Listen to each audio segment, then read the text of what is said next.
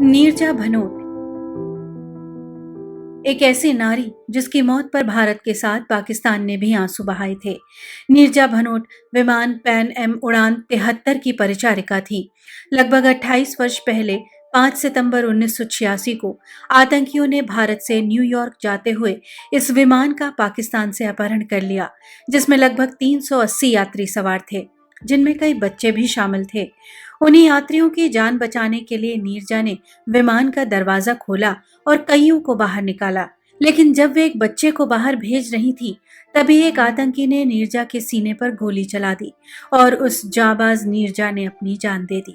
इसी वीरता के लिए मरणोपरांत नीरजा को भारत के सबसे बड़े पराक्रमी पुरस्कार अशोक चक्र से सम्मानित किया गया। नीरजा सबसे कम उम्र में इस पुरस्कार को प्राप्त करने वाली पहली महिला थी। भारत के अलावा नीरजा को उनकी बहादुरी के लिए पाकिस्तान एवं अमेरिका ने भी सम्मान दिया। नीरजा मुंबई की रहने वाली थी। इनके पिता हिंदुस्तान टाइम्स में पत्रकार के तौर पर कार्यरत थे। नीरजा का जन्म स्थान चंडीगढ़ था। वर्ष 1985 में नीरजा की शादी हुई, लेकिन शादी से नीरजा का जीवन सुखी नहीं था।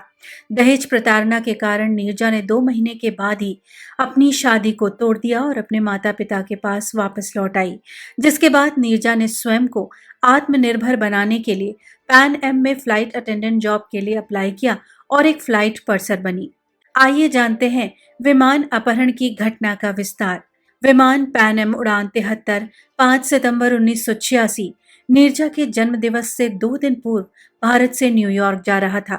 उस विमान में 380 यात्री एवं स्टाफ था, जिसमें अमेरिका के 3 सदस्यीय पायलट, सह पायलट, फ्लाइट इंजीनियर एवं भारत की नीरजा भनोट और उनकी टीम थी।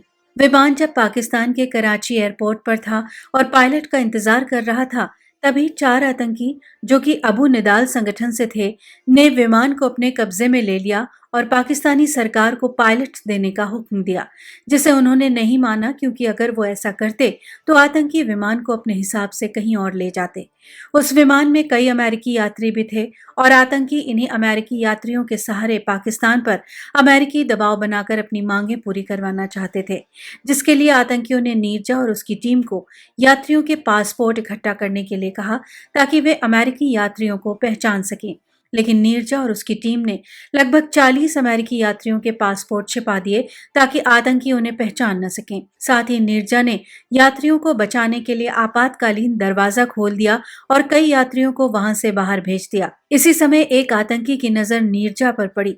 जब नीरजा 3 बच्चों को बाहर भेज रही थी, तभी आतंकी ने उन पर गोली चलाई, जिसे देख नीरजा बच्चों के आगे आ गई और उसने सभी गोलियां अपने सीने पर झेली और शहीद हो गई।